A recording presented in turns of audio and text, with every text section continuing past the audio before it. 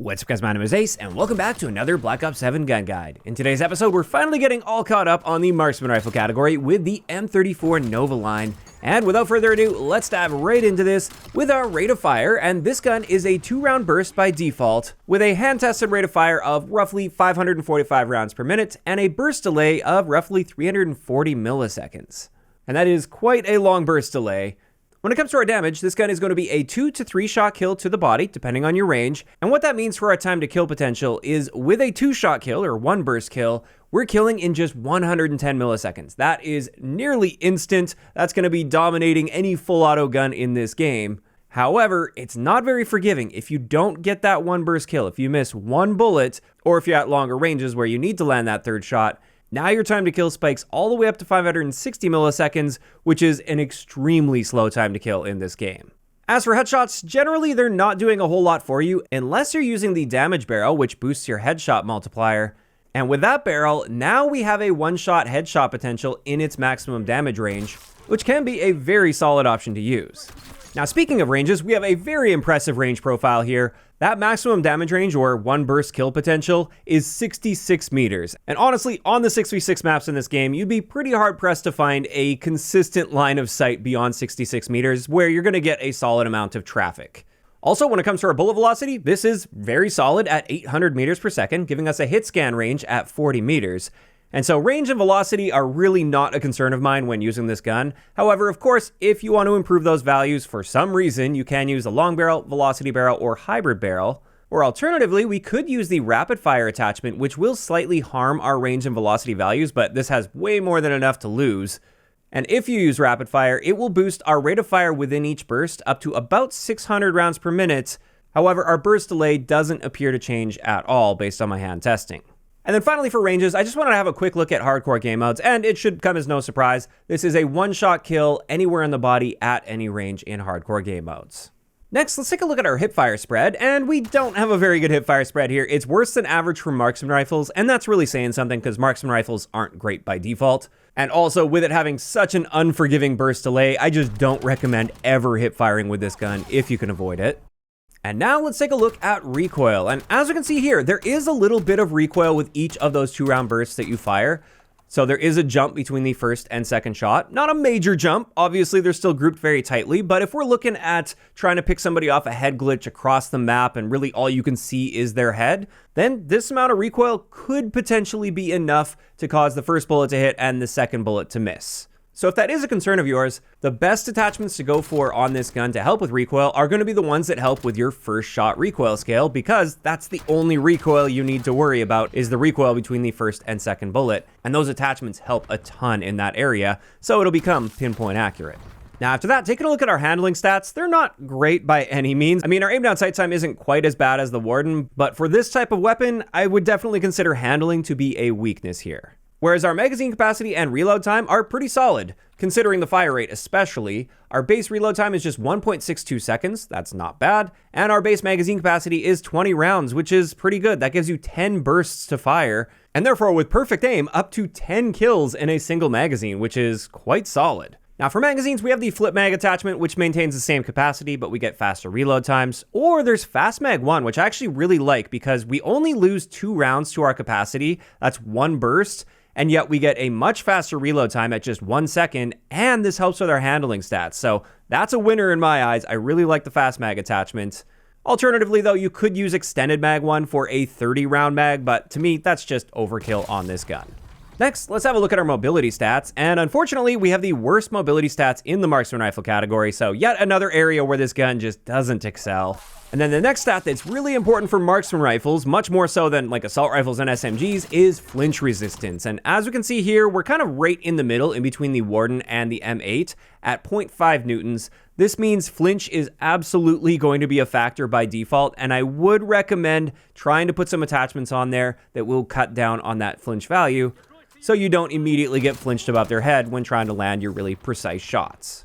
And that right there covers it for all of the important stats. However, one key thing to note with this gun is many people aren't going to like it in burst mode because it's so unforgiving with that long burst delay. If you don't get that 1 burst kill, you're often just totally screwed. So another very viable way to use this is to simply swap over to semi-auto mode, which you can do in the middle of the game. You don't need to put a special attachment on or anything. And with this, it just creates a little more consistency with your rate of fire. And I just wanted to briefly show what this looks like. And first, let's have a look at recoil, which, as we can see here, this gun perfectly recenters every single time you pull the trigger, even at maximum fire rate. So recoil is just a non-factor in semi-auto mode.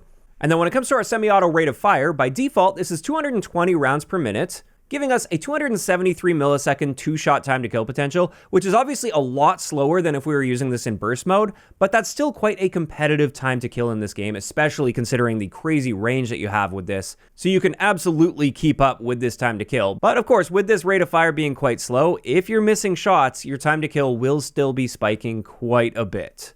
In fact, it spikes all the way up to 545 milliseconds with a 3-shot kill. And it is also worth noting with rapid fire, you can bump this up to 235 rounds per minute, which will then give us a 255 millisecond 2-shot kill. So that's something I wanted to make sure I was pointing out in this video. I'm sure many of you guys were curious about those stats because honestly, I often prefer using this gun in semi-auto mode just for the consistency. And then finally, before getting into our recommended attachment combinations, let's have a quick look at our prestige attachment, which is the MFS Enhanced 32 Hand Stop. And with this, it improves your movement speed when holding breath. Realistically, in my eyes at least, that's just not an important stat whatsoever. However, it also improves our aim walking steadiness. That can help in situations where you're trying to strafe in fights, although the strafe speed on this gun is so slow that, again, that's just not very important on the M34 in my opinion. On top of that though, it also improves our recoil control and sway when holding breath. And honestly, in the multiplayer experience of this game, holding your breath with a gun like this is just totally pointless. And therefore, the only stat on this that I think is actually worthwhile is the fact that it helps a lot with flinch resistance. In fact, it cuts your flinch value in half, and that alone makes this attachment potentially very worthwhile. I just consider everything else to be such a minor bonus that you'll probably never even notice. And with all of that out of the way, we can now move into some excellent attachment combinations to try out with this gun. And the first one I wanted to share is just a basic burst version of this gun. So no prestige attachment required, no gunfighter required, nothing like that. And with this, we're using the muzzle brake, which is going to be helping with that first shot recoil, since that can actually throw you off. As small as that recoil seems, I really do find that it can throw you off, so I like using that here. Then for our underbarrel, we have the iron hold. This one's going to be helping us a lot with our idle sway and aim walking steadiness. For our rear grip, we have the quick draw rear grip, which is going to be helping us the most with aim down sight time, and that brings it down to a much more reasonable 265 milliseconds. For our stock, we're using the flinch stock, which gives us a much better flinch resistance value.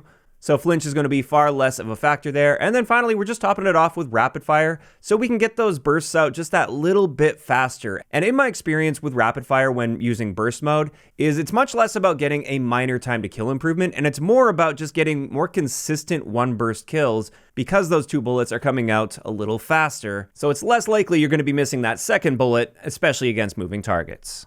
So with that, you can see we're a little more accurate. There's less of that gap between the first and second shot fired within a burst. That does make a difference. And just overall, it's a fairly balanced way to use this if you want to use it in burst mode, but as the title of it suggests, it's a very basic build. The next build I wanted to share for you guys is much more interesting. This one does require gunfighter, and this is my headshotter build that I prefer using in semi-auto. You can use this in burst as well, and it'll work just fine. It'll still be a really solid build, but I like this one in semi-auto. So with it, we've got the elo sight, the standard suppressor, the damage barrel, which means we now have a one-shot headshot potential. And that's the main reason I like using it in semi-auto, is I can go for those headshots and I'm not punished by a massive burst delay if I happen to miss the first shot or first burst. I can get those follow-up shots off a little more consistently.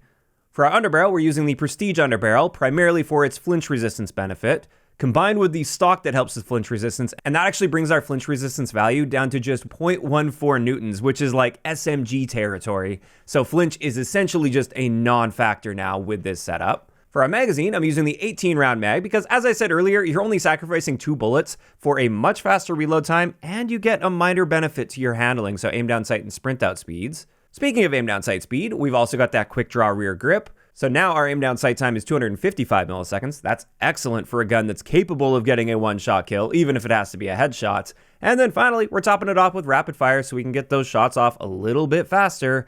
And with this setup, it is pinpoint accurate, has solid handling stats, a very good time to kill potential to the body if you're just going for a 2-shot kill, or, as I said, this has a 1-shot kill potential to the head. And the big thing is, one of the biggest downsides with this gun, which is flinch, is just no longer a factor when using this. So this is honestly probably my favorite way to use the Novaline. However, I did want to share one last build here with you guys, and this is my long-range build, where I'm going to be treating it much more like you would expect to treat a marksman rifle, or almost like a sniper rifle. So this one's designed for hanging back and picking people off. And with it, I'm using the Greaves AccuSpot 3X optic. Of course, that largely just comes down to preference though. We're once again using that muzzle brake for that first shot recoil, combined with the Prestige attachment and the flinch stock again, so we get that amazing flinch resistance at just 0.14 newtons, and especially if you're challenging long-range gunfights, this is going to matter even more to get that flinch resistance down as low as possible. And then finally, just to make sure we are absolutely pinpoint accurate and there's effectively 0 recoil between the 2 shots in the burst, we're also using the rear grip, which helps with first shot recoil. And as you can see, this thing is pinpoint accurate. There's effectively 0 recoil. However, the downside with selecting that is our aim down sight time is going to be quite slow on this at 365 milliseconds. But as I said, this is designed for long range, picking people off. You're going to be sort of like hard scoping things anyway. You're going to try to put yourself in situations where you're not being overly reactive to enemy players. You're more so posting up, getting aim down sight, and then just locking down a longer line of sight. Which admittedly doesn't really suit my preferred playstyle, but I wanted to provide some variety and some options for you guys, and this one is quite solid if you want to play in that way. And there we have it. That's going to wrap it up today's gun guide on the M34 Novaline, and when it comes to my overall thoughts on this gun, while it's definitely usable and I have managed to find a bit of success with it, I can't help but think that it's just a bit on the weak side relative to the other guns in the game, especially with the amount of movement that takes place in this game. I have found that landing consistent one-burst kills can be difficult against certain types of players because of that movement, and I just often found myself getting a single hit marker anytime I'd fire a burst, and that can be quite frustrating when you have such a long burst delay. And so if we're talking about potential improvements for this going forward, I definitely wouldn't be opposed to an improvement to rate of fire within each burst, while still maintaining a long burst delay, so it'd still be a very high risk, high reward weapon. It would just make it so that high reward is a little more consistent, especially when factored in with the style of movement that you tend to see in this game. I don't think that would make the gun overpowered by any means. I mean, look at the Warden, for instance. That one only needs to land 1 bullet to the body to kill, and it has very similar stats to the Novaline outside of that. So just making the Novaline more consistent at getting one bursts, I don't think would be a balancing issue. Of course, that is just my opinion. I don't think this is a completely unusable gun, but I do think it is on the weaker side, and I'd love to hear what you guys think about the M34 Novaline in those comments down below. And if you guys have missed any of the previous gun guides, we've now got all caught up on the current assault rifles, SMGs, LMGs, and marksman rifles. I will leave a link to the playlist in the description of the video. If you enjoyed this one, a like rating is always appreciated, and don't forget to subscribe for more if you haven't already. I'll talk to you guys next time.